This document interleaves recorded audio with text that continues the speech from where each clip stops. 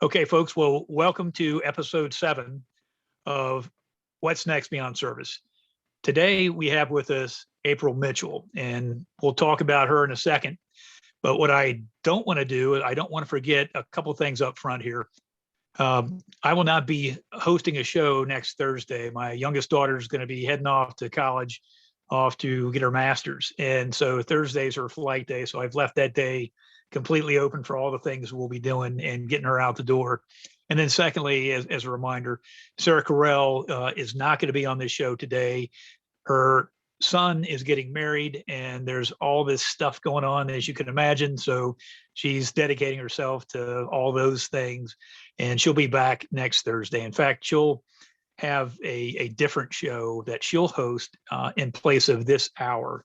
So she's good about that. If I'm not going to be doing the show, then she'll fill in and talk to first responders and veterans about, things that are going on in their life. So that's all very good.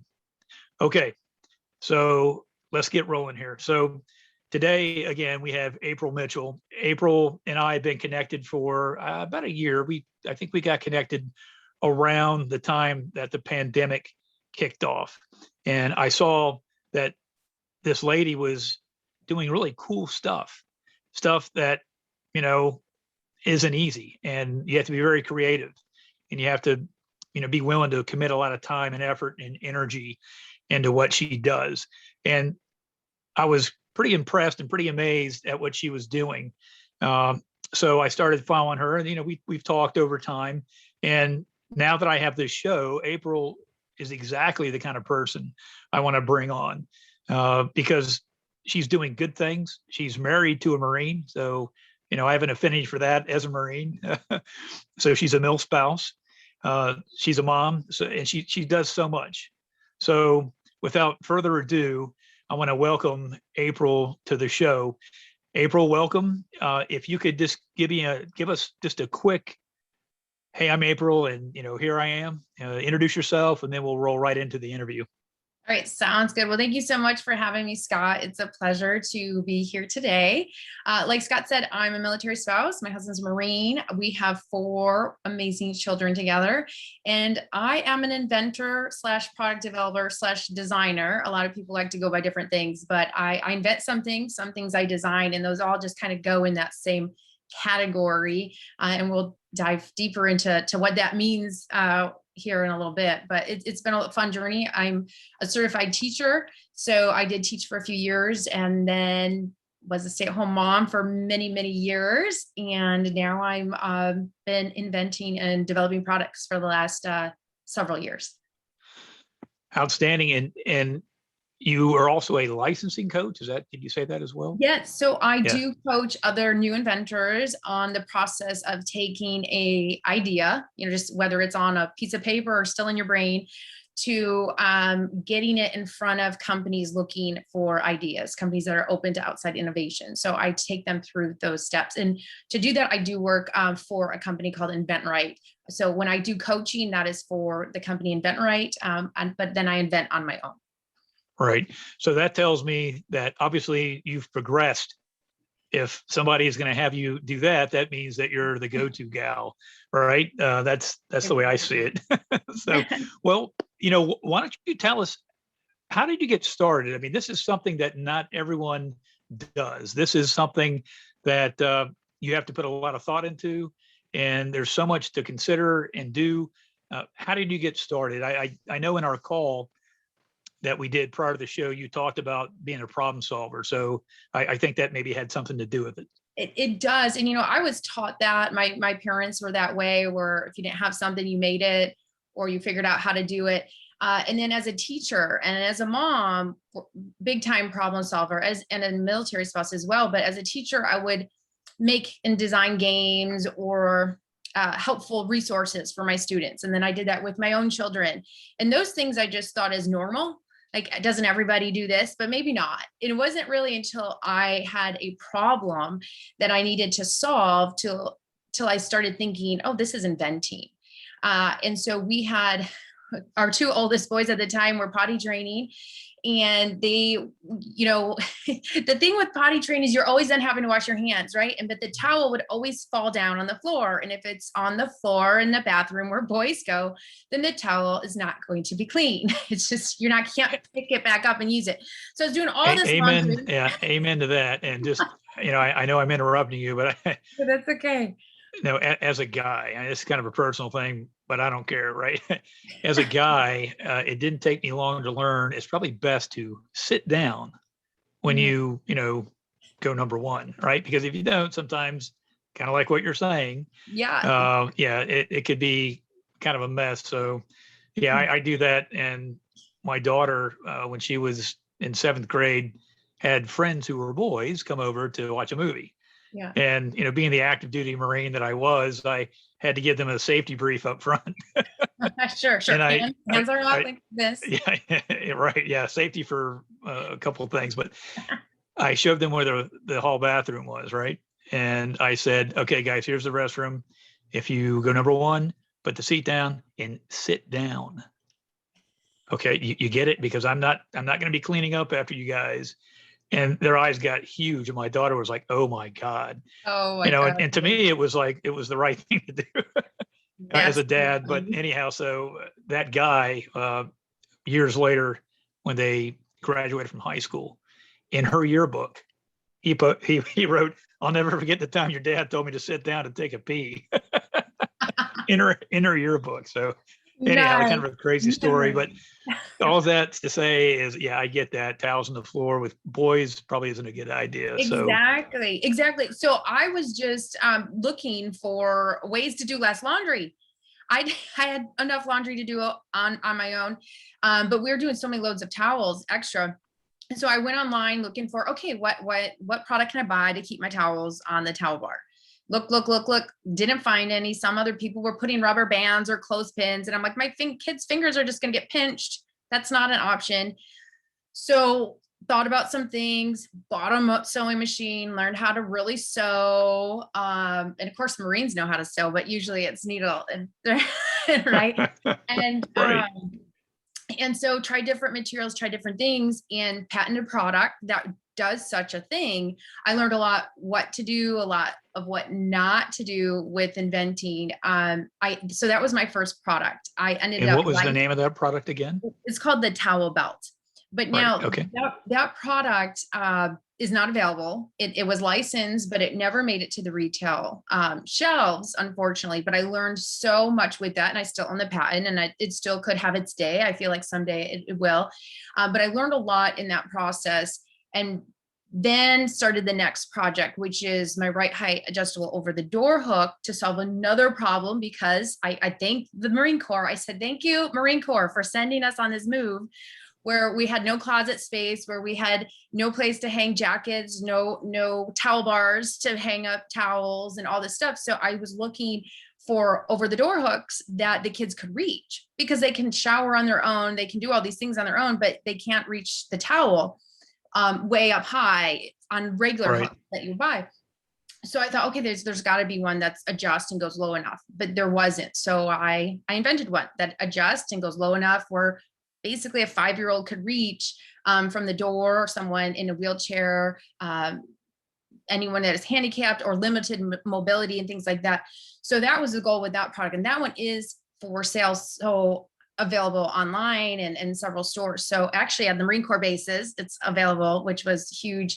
So that just kind of got things going. And then because of all our fun as a family and we love playing games, we started to take some of the games we were playing as a family and made up, started to try pitching those. And so now I've licensed 7 products. And when you license a product, just for your listeners who are not familiar with that term, is you're basically renting your idea to a company to manufacture and market it and sell it. And then you receive a portion of the wholesale. You get a royalty rate on that. And so that's how things just got started. And so now I have a good handful under my belt, and I continue pitching more. And I just love it. It's a lot of fun, and it's become a family event. I'm pitching one of my son's products. We've invented a lot of things as a family. a lot of things just because of the kids doing what they're doing, where I'll walk out, I'm like, what are you guys doing? And they say, oh, this is cool. You throw this here and blah, blah, blah, this happens. And I'm like, let me try. And it's fun. And we've licensed products just because they were boys being boys and kids being kids, being crazy. And it's amazing how imaginative the kids are and what we can do with the family. And yeah, that is so smart, right? Because you have like an experimental group right there Right. that Exactly. you can kind of test those things out and see, hey, are these fun, or is this, maybe it's a good thing to do or not, but you've got that lab, so to speak. And yeah, I was going to mention getting into the Marine Corps Exchange and to that network's a big deal because they're here stateside, they're overseas, Right. and there are folks just like you, just like us, who make those moves. And sometimes you're moving on base housing, and depending on where you are with base housing, it's maybe not what you're going to get outside, on the economy, so to speak. So absolutely, you're seeing these things, you're seeing a need, you figure it out, and you develop a product, and you put it out there, and it fills that niche, or however you phrase it. Right. Same with games. I saw that on LinkedIn that you were doing that. I thought that was so cool that not only were you producing things that are helpful for people, but you're also making games that are fun for families. And, boy, now with how things have changed, right? Right. We have this pandemic and people are looking inward, and they weren't going anywhere for a while. And I think, it is what it is, right? That's just how things have been with COVID. Yeah. But I think the larger thing that we learned from that is that, hey, we're people, and people need people. It's easy to get on your phone. It's easy to get sidetracked with things, and having that time to kind of refocus your life on what's important, and realizing that your family is important, your friends, people. And what better way to communicate and have fun than to have games like that, board games, things that, cause folks to have to look at each other and talk and play and laugh, have fun. Right. And it builds all those things.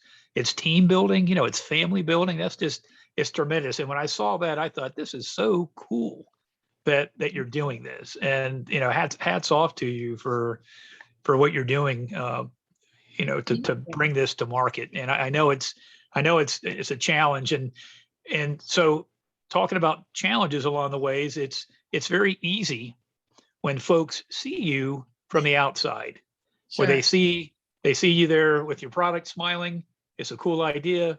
Or, they'll see the board game, or your end product, or you're presenting online, and it looks, oh, that's cool. It's polished. Sometimes folks aren't thinking about what it took to begin, all the things that happen in between, getting it to market, all of the ups and downs and challenges and things you have to learn because it's new. So, what can you tell us about that? Yeah, well, definitely. It's like you said, it doesn't happen overnight. So if people have just recently connected with me in the last year or two, they've probably seen several posts of signing contracts and new products in stores and exciting things, and me speaking on webinars and engagements and things like that in magazines. I was in, a couple magazines. So all these things have been happening. So from the outside, it looks like, oh my goodness, this is how it always is, but it wasn't, right? It took years to get here, and I still have not arrived, never, nor will I ever arrive, right? It's growth, it's learning. There's so much to do. But I would say, my first product idea, that the towel belt, was over 12 years ago. And now people are seeing success from me. So that one product took a long time to get to where it needed to go. And it still didn't even make it to the market. So you can have one failure. You can look at it as a failure, right? Which to me, I learned a lot. So it wasn't a failure, before you get that success that you want, or that society may see as a success. So one, I think we need to look at success in a different light, because learning is success, growing is success. There's so much to that. And we can dive into that in a little bit, but it took a long time, and I had to be willing to learn. because I didn't know everything. I had to, see what others were doing, have mentors, read books. I joke that I used to break the computer every time I touched it. And when my husband, Tony, would come home from work, I'd need help. And he'd be like, oh my goodness, he's always been such a great support. But man, I think he was really tired of me breaking the computer. And so I went from breaking the computer every day to shooting shooting movies on my phone and making little iMovie sizzle videos for my product. And and then also sitting there nervous before, calling companies to see if I can send them my marketing material, to, reaching out to do Zoom, a Zoom conference to pitch. And it's not a big deal. It's always that nervous excitement before a live pitch, but Absolutely. there's so much growth there, which also not only took growth and knowledge in the industries that I'm pitching in, but also personal growth as well. So the struggle is, one, we always think something's going to happen overnight, and it doesn't. So time, you got to be willing to put in the time, and then being willing to learn is very, very important as well. Right.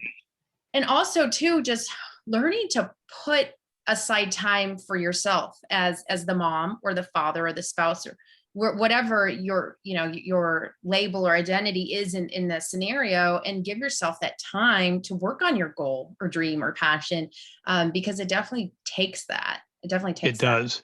And, there's a lot there. What you said, there's a lot of, you need a lot of bandwidth to do all of those things. And I want to go back to the first point where you addressed failure. Mm-hmm. Failure is something that happens with everybody. And it happens, all the time. Sometimes it happens more than you'd like. Yeah. But I think the key point, and to your point, is that we have to look at failure differently, because failures enable success. And a failure is a learning point. It should be, right? If you're striving, if you're attempting to do better, to move forward, you can't get too down on yourself for failures. You have to look at that as, hey, at least I stepped out and I tried and I made a mistake, or I should have done this instead of that, whatever it might be, whatever caused you not to get to your objective or your goal. You're right. You can't say, I'm a failure, I quit, because you're going to quit in life, right? Because there's always these failures, and we have to see that it's a learning point, and it's going to help us. Those things you learn, those can become tools that you put into your toolbox. It could become advice to give, like you're doing as a coach, right? You're instructing folks, and I'm sure you're giving them, the wisdom of the ages in terms of what you've learned, and then they'll encompass that too in their process, and then they'll share. And so then you have more folks getting the goodness of somebody who had struggled, and had failed, and turned that around and put all that stuff back into what they're doing to make it better. I think that's an incredible component to this that you brought up, and thanks for sharing that, because I think a lot of folks, and we'll talk about this a little later in the conversation. A lot of folks beat themselves up and have that internal struggle.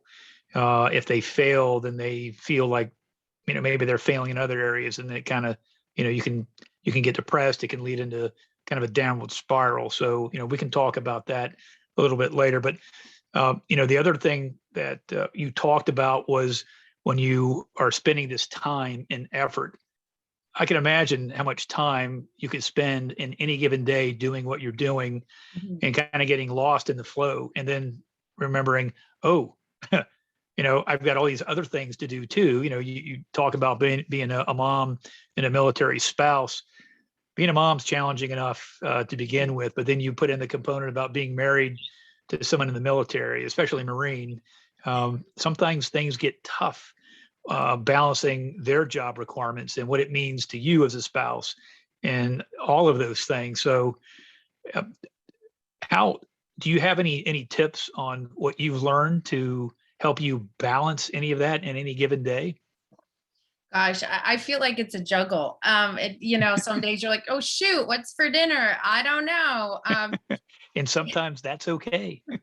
Sometimes that is okay. That is okay. I think really with 4 kiddos, I really have to know everybody's schedule. And now we have 2 that are in high school and they're working. So working schedule plus my hours, juggling all that, and whether dad can pick anybody up or not, right? Right. Makes a huge difference, and things like that. But I think we do have to, like I mentioned before, set aside time. There's times where I'm like, do not knock on my office door for 2 hours. Like, somebody's got to be injured if you're knocking on my door.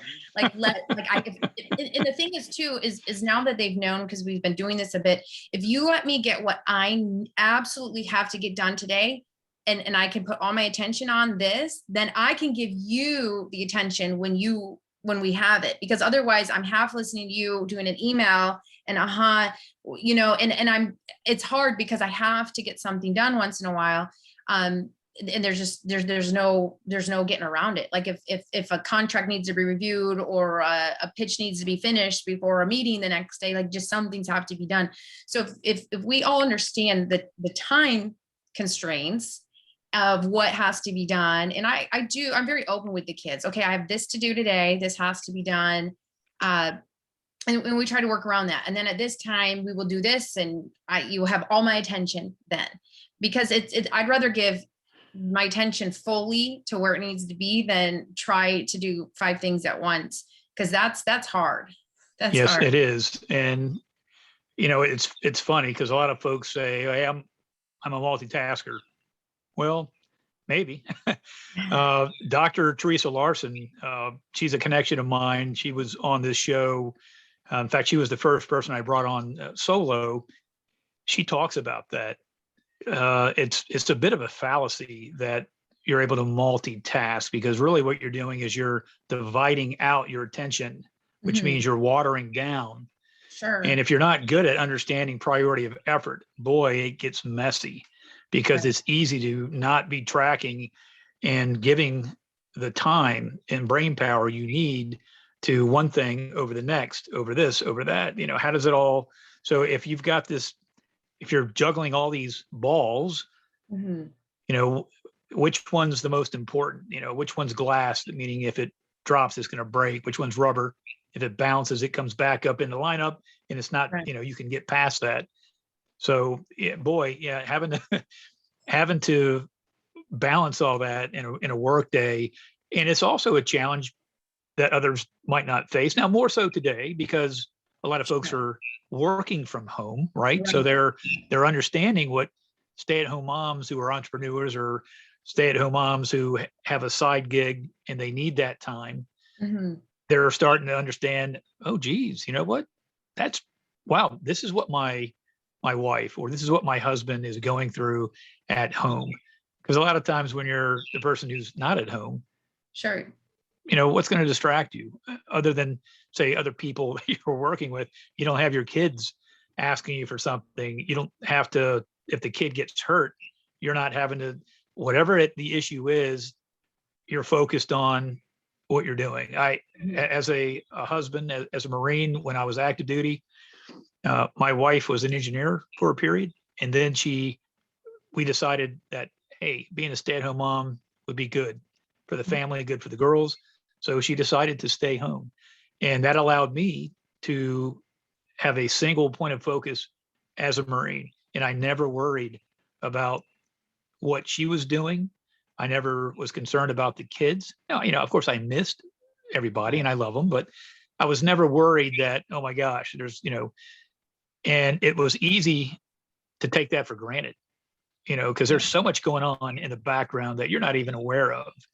And, so hats off to you and to all moms and spouses that are at home, because it is a huge job, and your kids are so important. It's the future of our country. It's, our relationships as parents. It's this, I feel there's nothing better you can do than love and care for your kids. And you're doing it all, April. You're doing that. You're balancing what you're doing as an entrepreneur. So there's a lot of goodness going on there. Well, I appreciate that. And, I, like I mentioned before, I taught, and once we started having kids, once we had one, we had 4. It was their 4 and 5 years. So, for us, it was best to have that consistency, one parent home, one parent to depend on at least all the time. And so I'm so blessed that I was able to do that. And I am still working from home. I'm still able to do that. It was interesting though, once I started to put time into my product development, once I was hired as a licensing coach, it all kind of really happened at once. It seemed like, or really, really quick after the other. So they went from the whole world, like mom is there for everything constantly, no questions asked. We don't have to worry when we're home from school. That's it.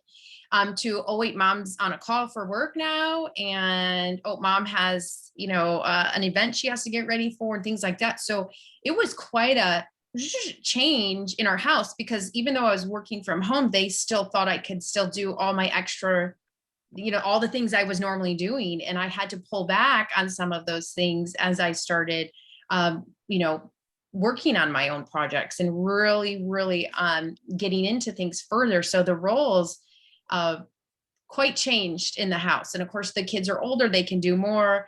My husband's always been amazing doing laundry and dishes, but he probably does more than I do right now. Like it's been amazing because now I'm pulled this direction as well. So it's quite a different balance in our house than, Right. and it took a long time for them to get used to. And even once in a while now, it's hard for them they're still, of course, number one priority.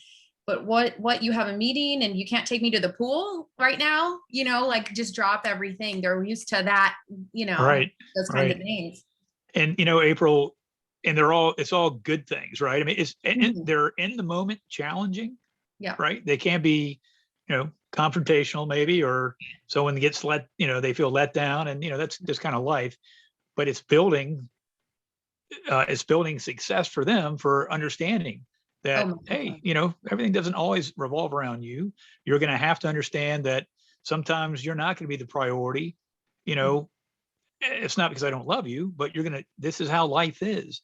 And you have to understand that there are changes, and you have to be able to accept those changes and move forward. And so it's building, I think, character and maturity in your kids by default, right? I think that's a good thing, because kids need to understand that, yes, you're loved, but it doesn't always mean that you're on the tip of the spear with everything that's going on in terms of my attention. And it's building respect too, right? They're learning to respect mom's time. Yeah. And that's important, because as they get older, they need to understand that you have to respect other people's time. So it's all like a building block, and it's great.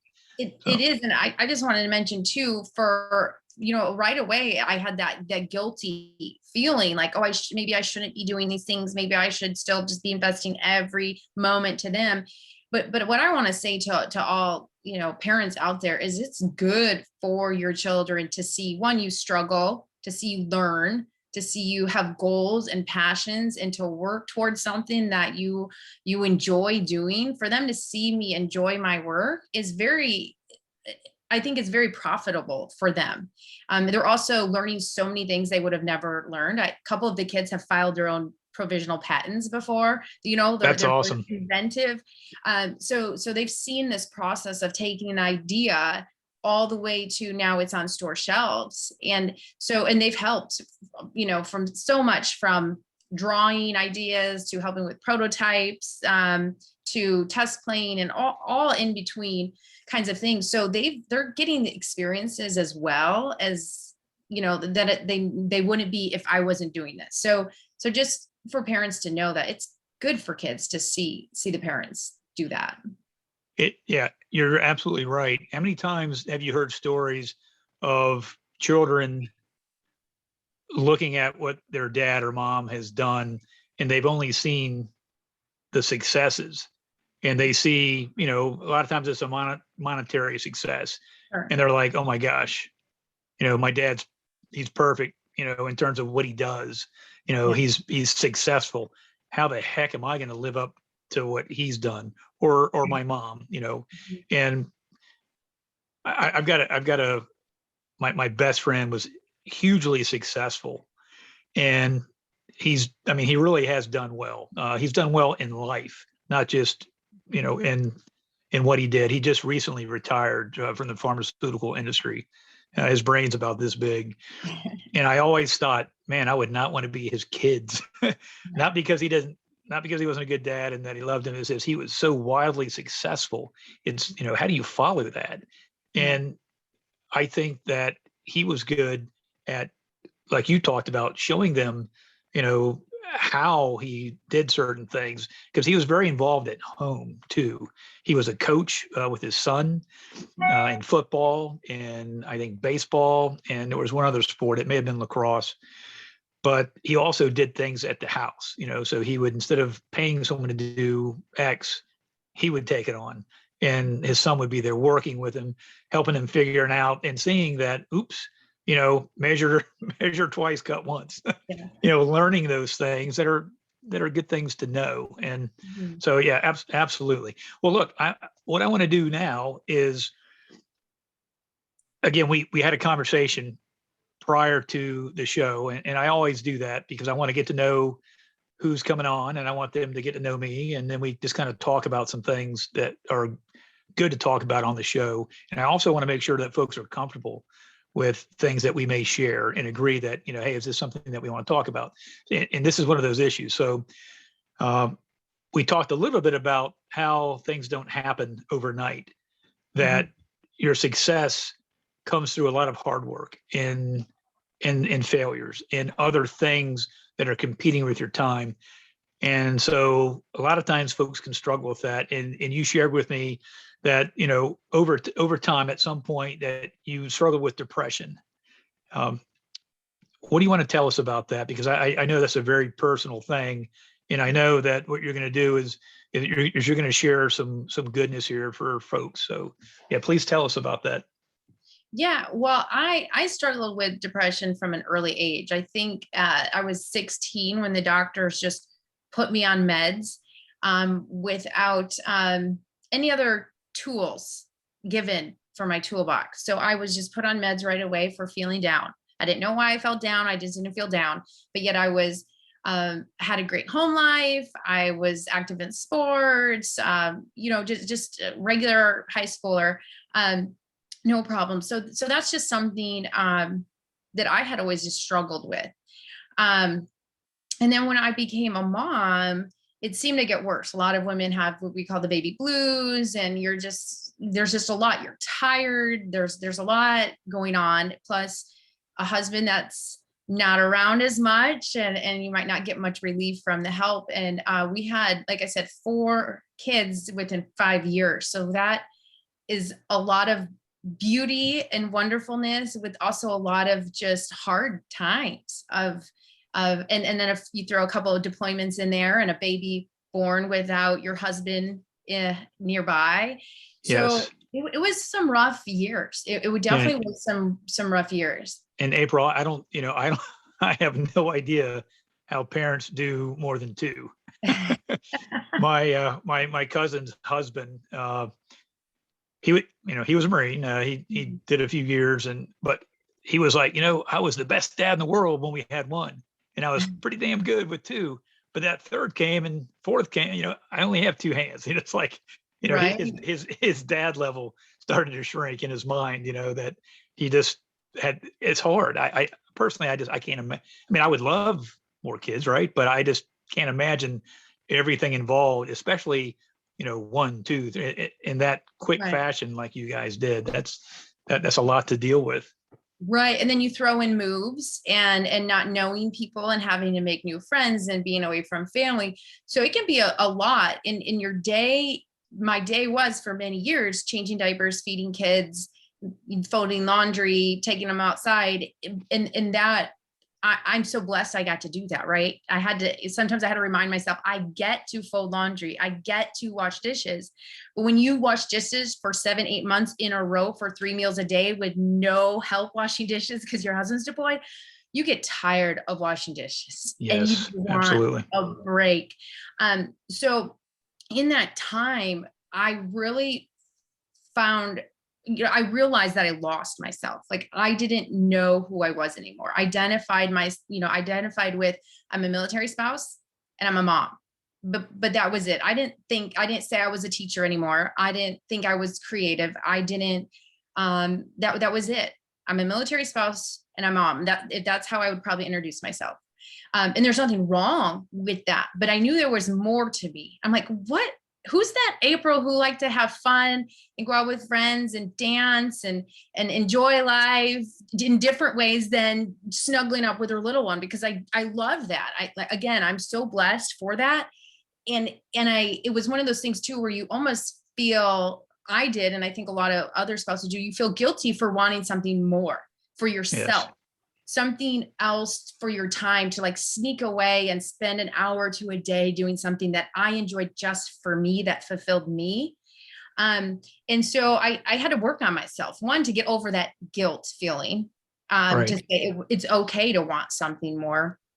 And also to allow myself to grow and to explore. And what I have found was, once kind of the inventing and product developments came in light, I feel like that's when I started to slowly learn tools, and started coming out of that depression a little bit, because I was working on something.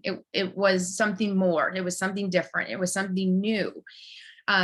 But also with product development, I had learned that it was more about personal growth and development, not just the product development. So I had to realize my self-worth, and I had to learn new tools for my toolbox. I had to decide every day that no, I'm not going to go in that hole that depression can take you in, or Right. feel anxious, and we have to make that decision. No one can pull you out of there. And you can have good days and bad days.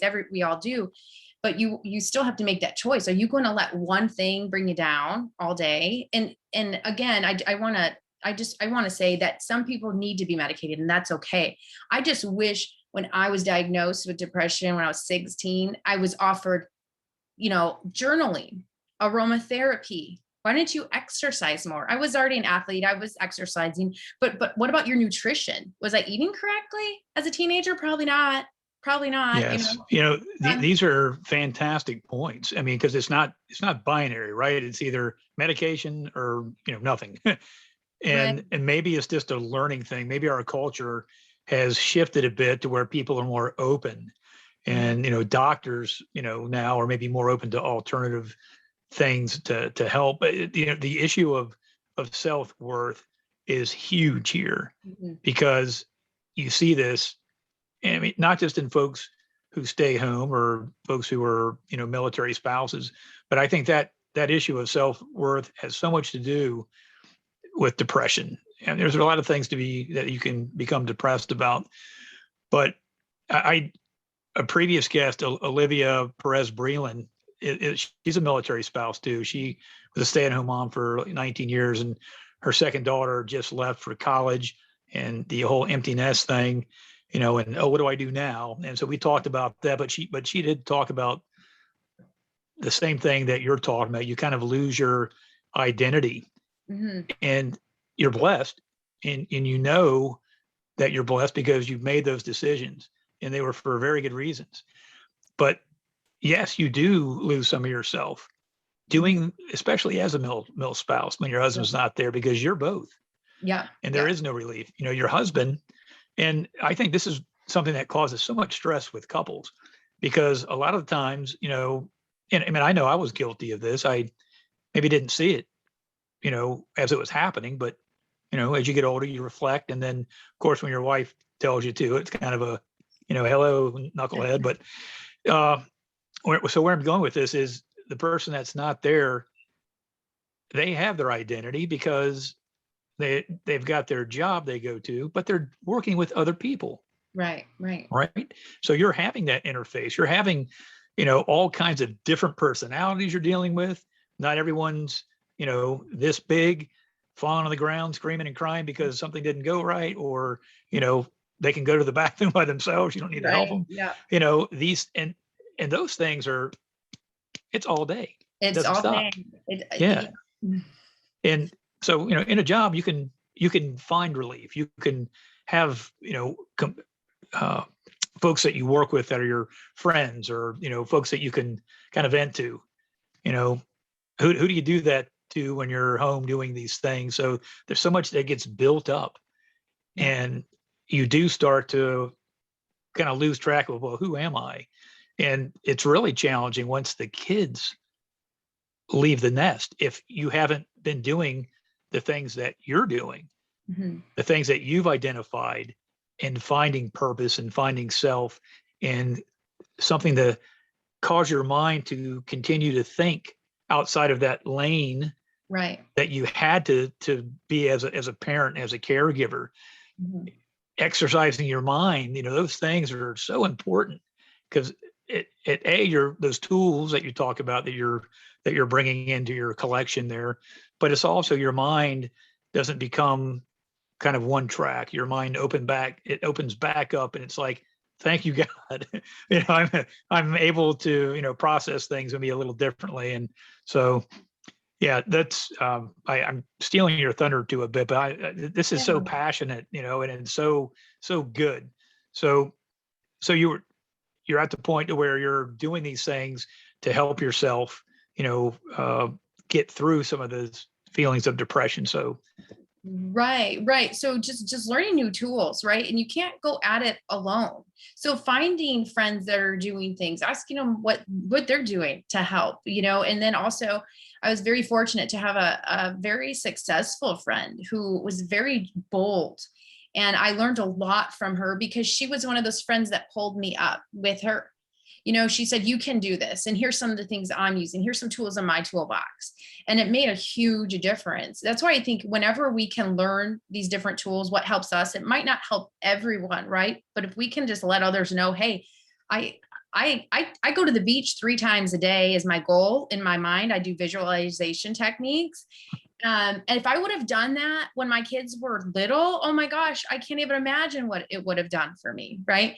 But I try to go to the beach a few times a day. And when someone's like, what, how do you do that? I'm like, oh, I just sit and I close my eyes and I pretend I'm at the beach and I feel the warmth on my face. And then I think about all the feelings I'm having. I am having joy and love and freedom and creativity. And those feelings, those emotions, when you have those are high frequency emotions. And depression and anxiety and sadness, those are low frequency emotions. So the more you're in high frequency emotions, the more you're going to stay in high frequency emotions, and it's going to be harder to lower your frequency. So no matter how my day is going, whether it's good, bad, or moment to moment, right, it changes, but we can make every day a good day. If I just am at the beach in a moment, I can raise my frequency and be fine and move on with the rejection I just got in an email, or a pitch that didn't go well, or whatever it may be. And so I'm trying to teach these things to my children as well, but also visualization to another level is, because of visualization, the products that I've licensed, I visualize them in the store. I visualize walking in the store and seeing all my products. I visualize opening checks. The more we think of the positive and what could happen, instead of, oh, I'm going to screw this pitch up, or I'm going to mess this up, it makes a big difference. That power of the positive thinking and the attitude just go a long way. And so when you can do things like that, for me personally, it's made a huge difference. So whenever I can, I try to teach that to people, and find what works for you. Once people find what works for them, then they have that. And now, I used to say I struggle with depression, anxiety. I don't feel that I struggle with those anymore. Yes, there's a couple times a year where I can feel that tug of, oh, woe is me, life is too hard. Maybe I just want to throw in the towel. This hasn't been a good month, blah, blah, blah, blah. But I catch that, and then I do things so I don't go down that hole, because once you go in that hole, it's hard to get out. People know it's hard to get out of that hole. So we have to be very, very self-aware of our emotions and our feelings, and be very mindful of where we let our mind go, and mindful of where our mind should be, and keep it on that path. Right. April, this is the reason everything in that segment that you just said is why I wanted to connect you with Dr. Teresa Larson. I feel like I'm talking to her right now. It's tremendous. And visualization, I'm a very visual person. I learn through seeing and doing, of course, but I'm very visual. And your trips to the beach, it's like, wow, what a cool concept. Of course you're putting sunscreen on, when you go, but No, of course I I'm want all kidding, the sun. I want all the sun.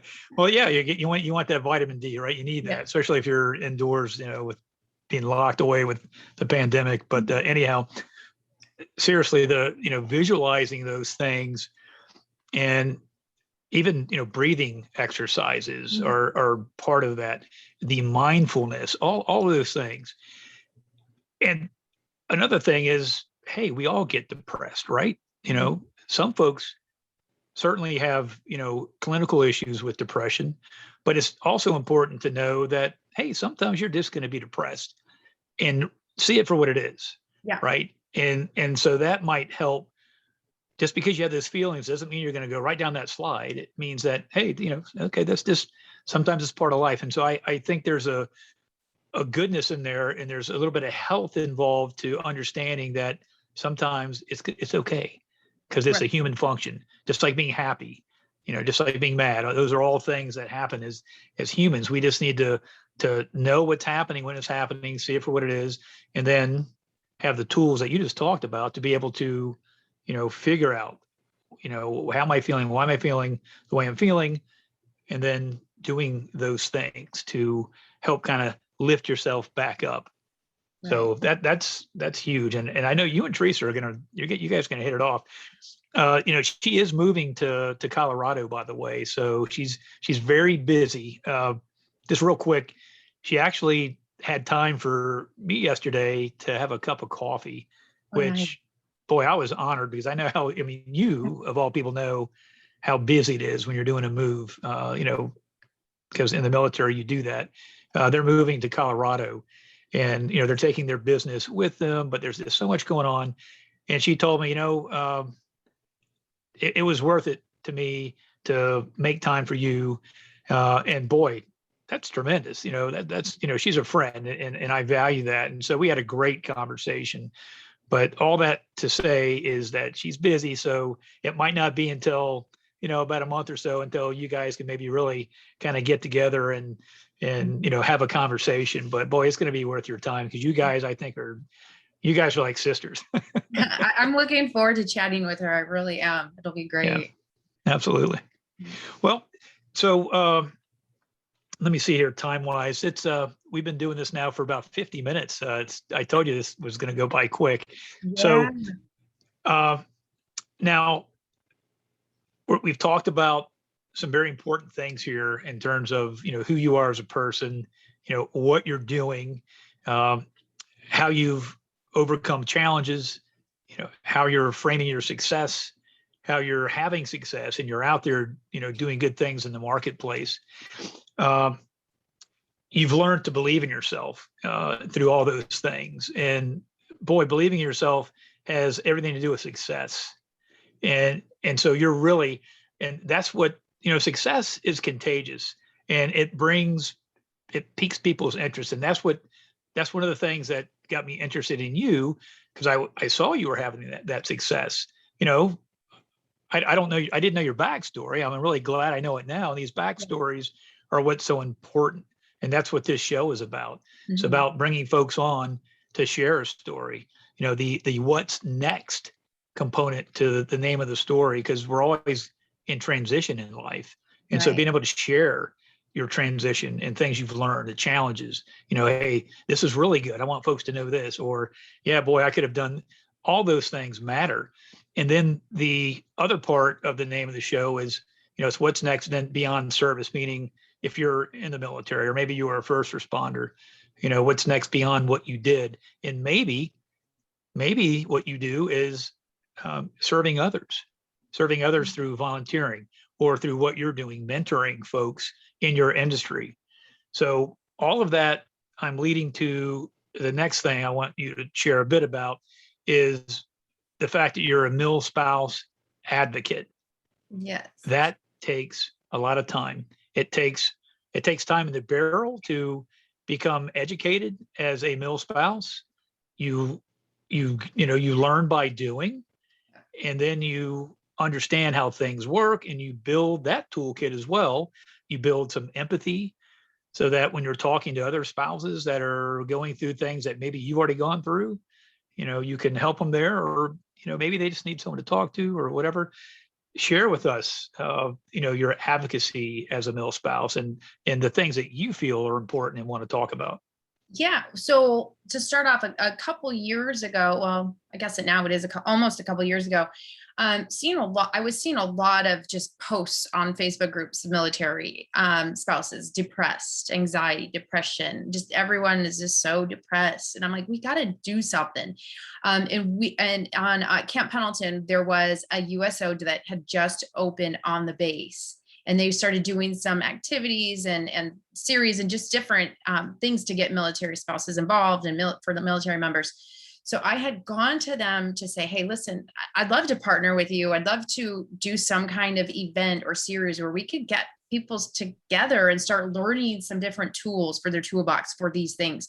And so it was a blessing to work with them. And we put this series together called In Full Bloom. And now they're still doing it. They do it once, well, I guess twice a year. So once a semester, I guess, if you would call it, where you're teaching journaling and aromatherapy and healthy eating. And we did yoga on the beach and, all these different things where people are just learning different tools. And maybe just one of those tools will speak to them and work to them. Right. With them. So that's tremendous.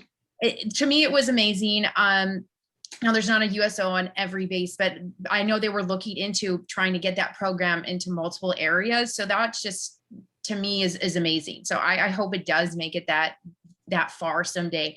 I've also been working with Rosie Network. The Rosie Network, that's a veterans military spouse entrepreneur program. So they teach a lot of classes for new entrepreneurs, military related, and they even just did a kids one, which is really neat.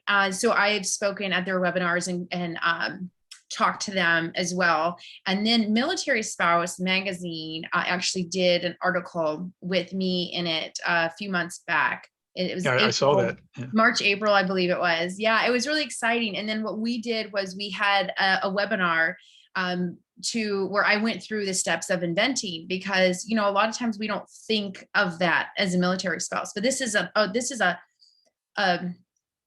I don't want to say a job, but something you could do anywhere you live if you come up with an idea. And so we gave some books away. I could reach for one in a minute, but we gave some books away. The book that I use to learn the process, and the author, who actually I work for now, he signed them and sent them out. So he donated them, which was great. So we did that, which was fun, because I just wanted to teach this, because it's very empowering to learn and to know you have options as a military spouse or anyone, veteran, everyone has options. And there's so many people with great ideas. And military spouses, we are problem solvers. We are resourceful. We have to figure things out all the time. And we're expert researchers, because we always have to research the new area, the location, and the school, and all the things, right? So I really think military spouses make amazing inventors and entrepreneurs. And so those are a few of the things that I've done and really trying to help. And so anytime anyone would like me to speak on inventing or any of these things, I'm open. I'm always happy to speak and do a class or a webinar whenever possible. So I just like to share my story, because we all have a story, right? And that's why you guys are doing this. And just hearing one person speak can make a difference. And like I said, I had one friend who I saw her step into her power, and she was not afraid. A lot of times people want to push other people down, and she just pulled me up. And I just want to help pull other people up too. Like, if I'm doing this, if I went from, meds and changing diapers, not knowing who I was, to signing several deals and enjoying something new and a new passion, then anybody can. Like, we all have greatness in us, and greatness comes in all different varieties and ways. This is just one thing. And I think it's not something that a lot of people know about. They don't realize. You think of an inventor and you think of some mad scientist in a, lab or in a garage or something. You don't realize just they're everyday people. And so I think it's great when we can shine the light on anyone can do this if they put the work in. Yeah. Yeah. Amen to that. Absolutely. I mean, I'm getting excited just listening to what you're saying because it's motivating. It's inspirational. It makes you lean forward and to see the goodness that's out there, and the fact that you are so willing and wanting to share. And you talk about your friend who lent a hand. You know, Mhm. she didn't do it for you, right? But Right. she lent her hand to help show you the way, to put a little bit of light on the path for you, and then you took it and ran. And what I see and what's so important is that you get that, right? Because you understood that's what happened, and now you're doing the same thing. You're helping other folks, and that's good for your spirit. That's good for your soul when you help other folks, because you can see when folks receive that gift, you can see that it starts to change their life. And that's a good feeling because you know you've done something that's worth people's time, and it makes you feel so much better. That self-worth that we talked about, boy, you rack up some points there because that really helps build that. And it's a win-win-win. And that's, you know, I was thinking as you were talking about being back in the military and about my phases of life as an officer, and I was a battalion commander, and you know, your husband is as well. Mhm. And thank God folks in that unit have you too as part of that command team, because I know you're involved, you know, and nowadays, you know, it's a good thing. It used to be that it was very lockstep, and but you know, we live in a different time now to where spouses, you know, can get involved and be really involved, or maybe not as much as they were kind of mandated to do. And I don't think all that was necessarily good back in the day. But so where I'm going with is that folks in your command, especially the other wives and even girlfriends, I bet they love talking to you because you're who you are. You don't put on airs.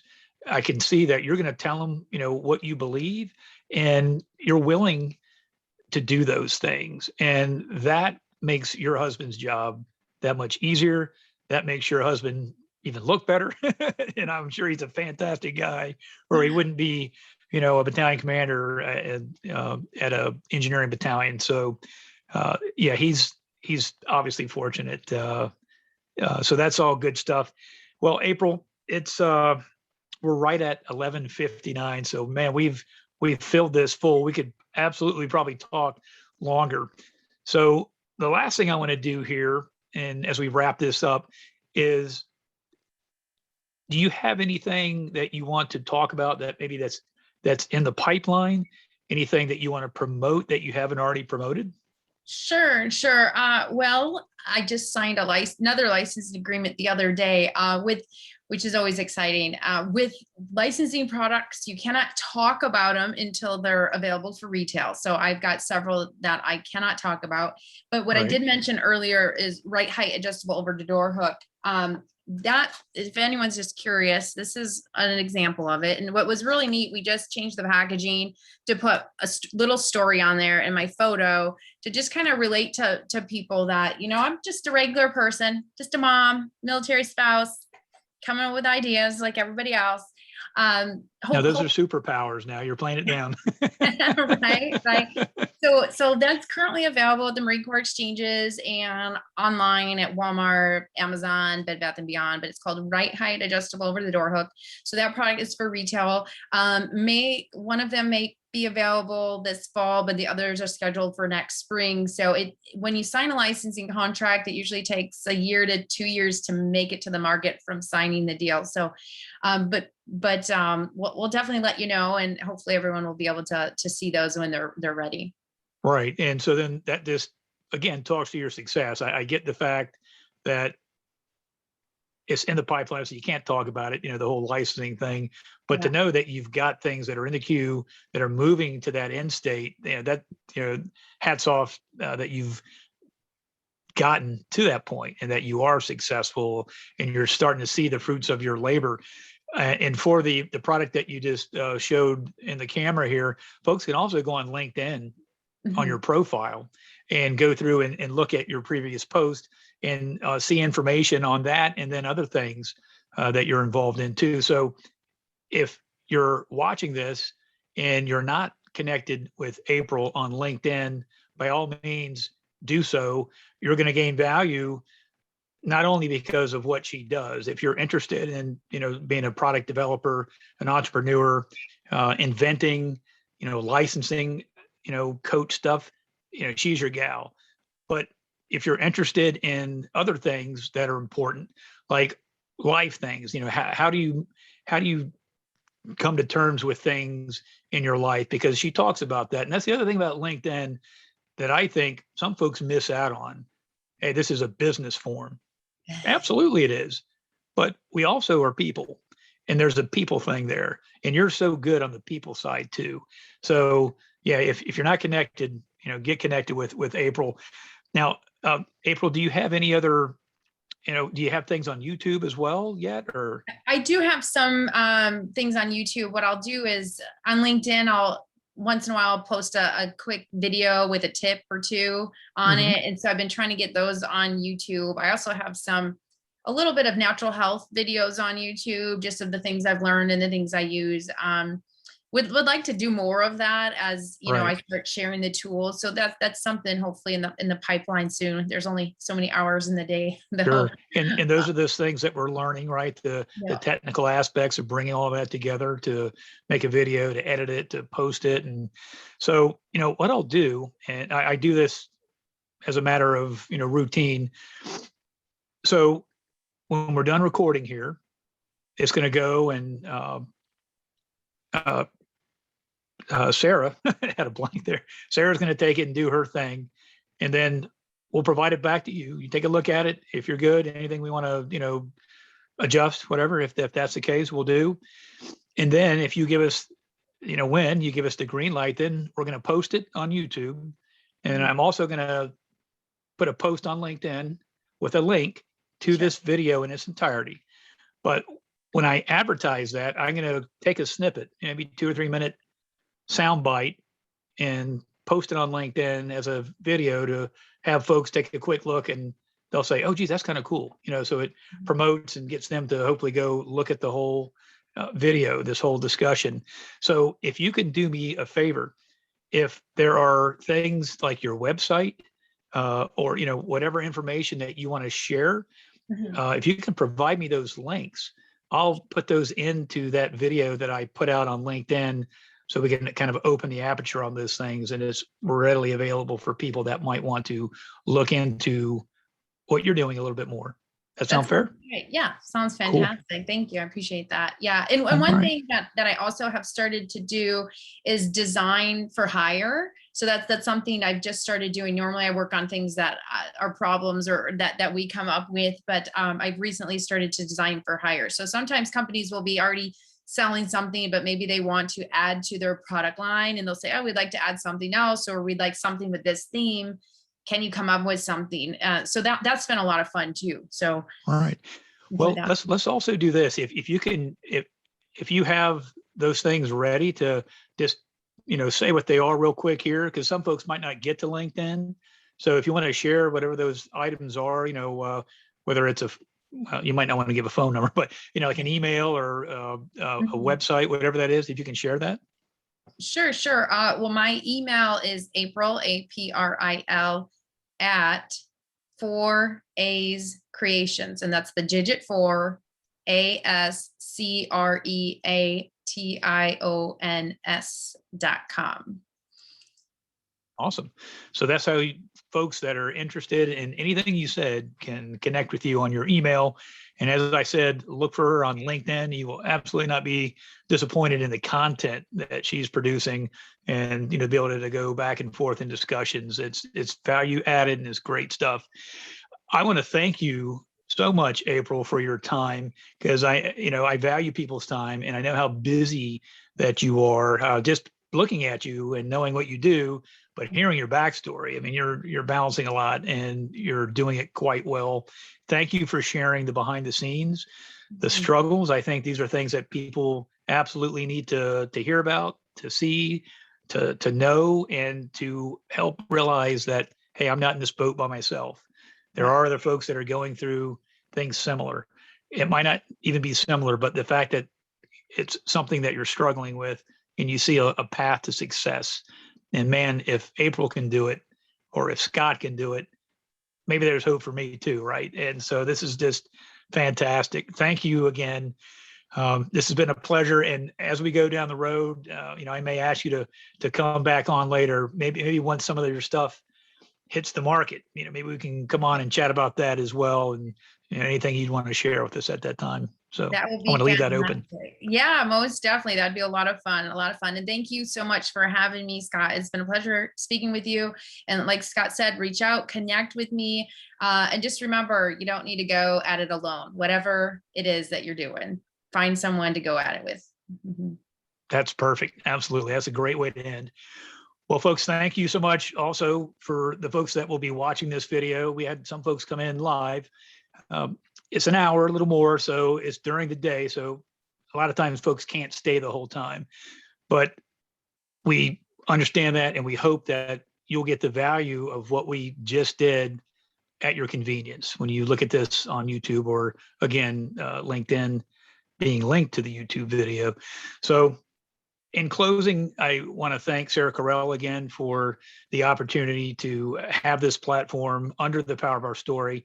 Sarah will be here next Thursday. I have other things going on, so she's going to step up and she's going to do her thing Thursday. And again, that's at 11 o'clock Pacific and 2 p.m. Eastern. Thank you guys. Everyone have a great day, and we'll see you next time around. Thanks again, April. Bye.